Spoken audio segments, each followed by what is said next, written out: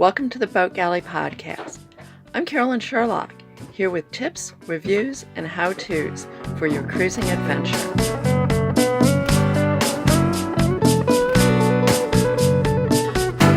The Boat Galley Podcast is sponsored by FastSeas.com. Plan your next passage using FastSeas.com. Whether you're after speed or comfort, FastSeas will find the optimum route to your destination.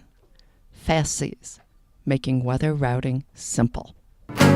Slow down, slow down. One of the previous owners of our former boat, Catal, was absolutely brilliant and created a master list of every single piece of equipment aboard the boat, together with whatever was the most recent bit of information about it, whether it was new or an install date, rebuilt, tuned, whatever.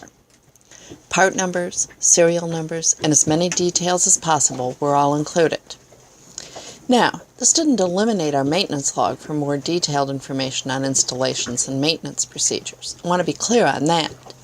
But rather, this gave us a reference list of absolutely everything. Instead of having to pull out owner's manuals whenever we needed basic information about gear, we could just refer to the sheet.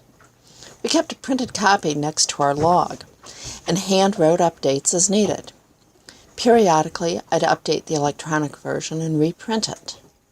Obviously, the electronic version was on the computer, which was with us whenever we traveled back to the U.S., and this was invaluable for making sure we got the right parts when it suddenly hit us that we needed something more. With Barefoot Gal, our current boat, I save the document as a PDF and keep a copy on the smartphone too, knowing that I'll have the phone with me whenever I go to any store in case there are any questions. In addition to being extremely helpful while we owned her, this document was an important selling factor of the boat, both when we bought her and when we sold her. Brokers spend a lot of time writing up the specs of a boat for the online listing, and still frequently miss gear or get things wrong.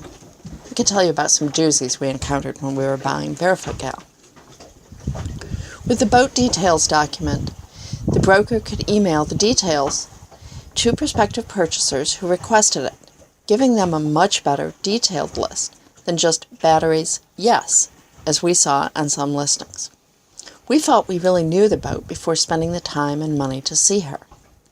And that's important when you're looking at a boat at a distance. I believe it was important to the purchaser when we sold the boat, too. Creating a similar document was one of the first things we did aboard Barefoot Gal. And I do mean we. Doing it together helped both of us know our new boat a lot better. Some of the information will come from owner's manuals, and some will come from examining the equipment itself. We used the list from Catal as an outline for what all to include, sort of as a memory jogger. And yes, it was a huge job, and we're still adding to it. And creating the list caused us to create a second list of spares we needed to buy. To make the list, we made a section for each overall system, such as the engine. Then we made columns to list component names, part numbers, serial numbers, when last worked on or date purchased, and any notes. Over time, we added extra columns for spares that we had, and whether we had an owner's manual, and whether it was printed or PDF.